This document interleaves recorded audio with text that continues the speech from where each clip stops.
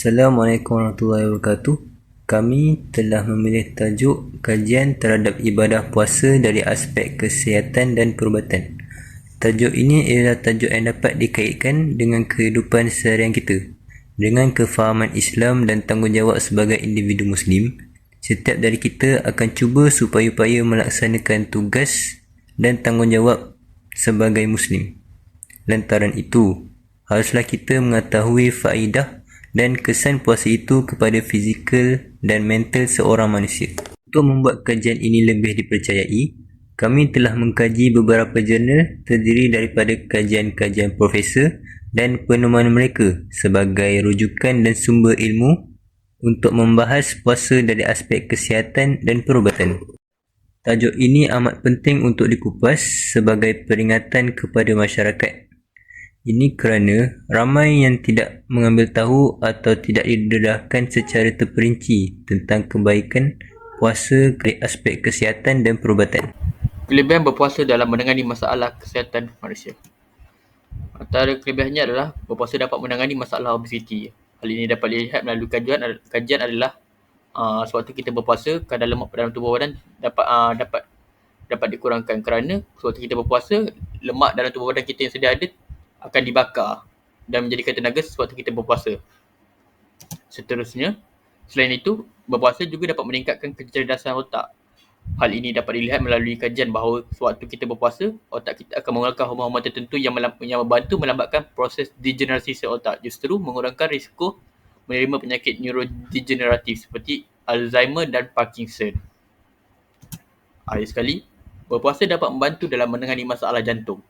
Berdasarkan kajian yang telah dilakukan, berpuasa dapat membantu melancarkan peredaran darah ke jantung kerana berpuasa dapat melincirkan saluran darah daripada tersumbatnya kolesterol. Oleh itu, penyakit jantung dan kardiovaskular dapat dicegah. Berdasarkan jurnal daripada Universiti Kebangsaan Malaysia, karangan Encik Andri Dauni, beliau menyatakan bahawa puasa terbukti berperanan besar dalam faktor pertumbuhan atau ayat mudahnya menurunkan berat badan. Ini dapat dibuktikan kerana puasa dapat meningkatkan proses penapaian mikrobiota usus. Proses ini antara asbab yang boleh mengurangkan kegemukan, ketahanan insulin dan steatosis hepatik. Steatosis hepatik ini adalah pembuangan kuantiti lemak yang berlebihan dalam hati. Seterusnya, daripada jurnal puasa dalam kajian Islam dan kesihatan, didapati bahawa berpuasa sangat membantu untuk membentuk sistem pencernaan yang bagus. So, berdasarkan kajian, sistem pencernaan kita memerlukan 8 jam untuk beroperasi dan 6 jam untuk berehat. So, ketika berpuasa, kita makan selepas waktu berbuka dan sebelum waktu sahur. Ini memberi ruang kepada sistem pencernaan kita untuk beroperasi pada waktu siang dan berehat pada waktu malam. So, daripada sistem pencernaan yang teratur, ini membentuk satu sistem pencernaan yang baik dan ia dapat menghindarkan kita daripada penyakit seperti diabetes, obesiti dan tekanan darah tinggi dengan mengawal bahaya-bahaya kesihatan seperti tekanan darah tinggi, paras gula dan kolesterol. Selain itu, berpuasa juga mendidik seseorang punya mental tu untuk jadi sabar, disiplin dan mengawal marah. Assalamualaikum warahmatullahi wabarakatuh. Berdasarkan dapatan kajian tentang puasa dapat menyingkirkan toksin dalam badan atau dikenali sebagai proses detoksifikasi. Seramai 79.7% responden yang mengetahui dan seramai 20.3% tidak mengetahui proses detoksifikasi ini.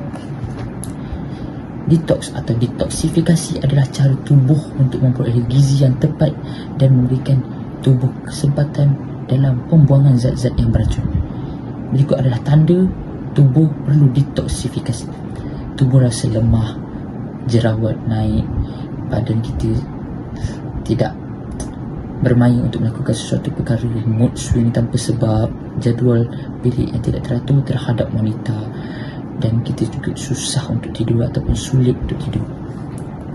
Juga adalah kebaikan detoksifikasi. Detox dapat mengimbangi pH dalam badan, meningkatkan kesihatan sistem pencernaan, meningkatkan toksin dalam badan, meningkatkan tenaga untuk melakukan kerja harian dan membaik pulih kulit wajah kita. Bagaimana puasa dapat menjadi detoksifikasi pada tubuh? Sekiranya kita berpuasa, perut kita berada dalam keadaan yang kosong sehingga pencernaan tidak akan melakukan pekerjaan selama 12 jam. Oleh itu, beberapa organ pencernaan mengalami istirahat. Sebagai contoh, hati, pankreas kita, usus besar dan usus kecil akan beristirahat sepanjang kita berpuasa. Berikut adalah contoh makanan yang bermanfaat untuk proses detoksifikasi. Bayam dapat meningkatkan metabolisme dan kekebalan tubuh badan kita. Teh hijau sangat efektif membuang racun pada badan. Nanas memiliki enzim pencernaan yang baik. Dan brokoli dapat memaksimumkan pembaruan sel dan memelihara organ-organ penting. Okey, itu sahaja daripada saya. Sekian, terima kasih. Seterusnya, apakah teologi puasa dari perspektif kesihatan, psikologi dan juga kerohanian bagi meningkatkan kualiti hidup manusia? Daripada segi kesihatan, puasa boleh menyebabkan proses autofagi berlaku. Proses autofagi adalah di mana apabila tubuh berasa lapar, sel-sel tubuh juga akan berasa lapar dan akan memakan sel-sel mati di dalam badan. Boleh dikatakan sebagai sampah dalam badan yang akan menyebabkan kemudaratan. Yang kedua, puasa dapat menurunkan kadar denyutan jantung. Hal ini kerana diet seperti puasa dapat menurunkan kemasukan kalori daripada 30% hingga 50% daripada paranormal. Seterusnya, daripada segi psikologis, puasa dapat melatih manusia untuk mengawal nafsu mereka. Hal ini kerana mereka akan cuba untuk menahan daripada makan dan minum walau sebab mana pun rasa lapar dan haus. Hal ini kerana mereka sedar bahawa mereka sedang berpuasa. Seterusnya, puasa dapat mengajar manusia apa itu erti berkongsi. Hal ini kerana mereka tersedar bahawa terdapat manusia dalam kesusahan di luar lingkungan mereka yang mungkin tidak makan sehingga sebulan dan akan menimbulkan rasa ingin berkongsi kepada mereka-mereka. Akhir sekali, daripada segi kerohanian. Yang pertama, puasa mampu mengubah manusia menjadi lebih baik. Hal ini kerana semakin teratur puasanya, semakin stabil hidupnya mengikut kehendak Allah. Puasa bukan sahaja akan menyebabkan tubuh manusia menjadi sihat, belajar untuk mengawal nafsu, tetapi puasa juga secara langsung akan mengikuti kehendak Allah SWT.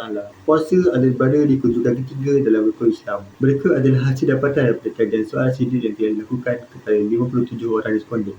Soalan menunjukkan benarkah puasa dapat melindungi otak daripada penyakit seperti Alzheimer dan juga Parkinson. Sebanyak 73.8 orang bersetuju bahawa penyakit seperti Alzheimer dan Parkinson dapat dielakkan daripada puasa dan sebanyak 26.2% tidak bersetuju. Jawapannya adalah ya, puasa dapat melindungi daripada penyakit Alzheimer dan juga Parkinson. Hal ini kerana puasa dapat mengelakkan manusia daripada mendapat penyakit otak. Seterusnya, soalan menunjukkan bahawa adakah berpuasa dapat meredakan kemarahan kita dan juga mengurangkan adrenalin dalam badan. Sebanyak 81.2% orang bersetuju manakala 18.8% orang tidak bersetuju.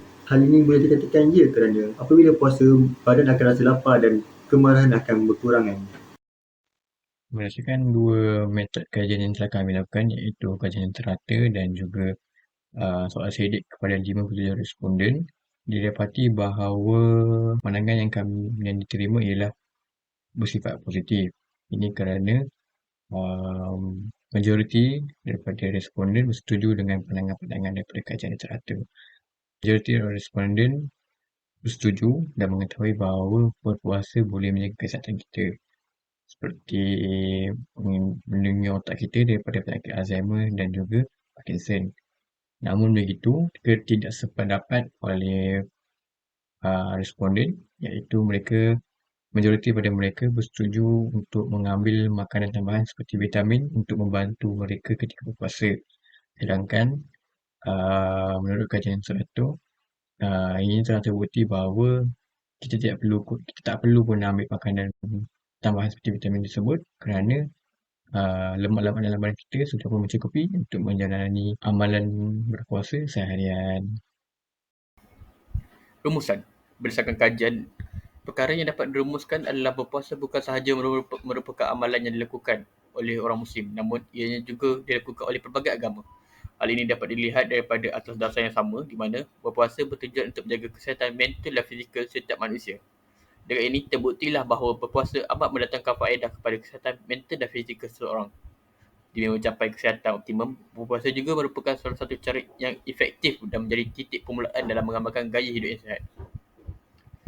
Dengan kajian ini telah meyakinkan kami bahawa berpuasa berpuasa bukan sahaja merupakan satu amalan, namun ianya memberikan banyak faedah kepada seseorang individu di atas kesihatan fizikal dan mental mereka. Dan dengan adanya kajian ini lagi, kami telah membuatkan kami lebih percaya bahawa semua pelbagai jenis golongan telah terdedah dengan faedah-faedah berpuasa. Sekian daripada saya.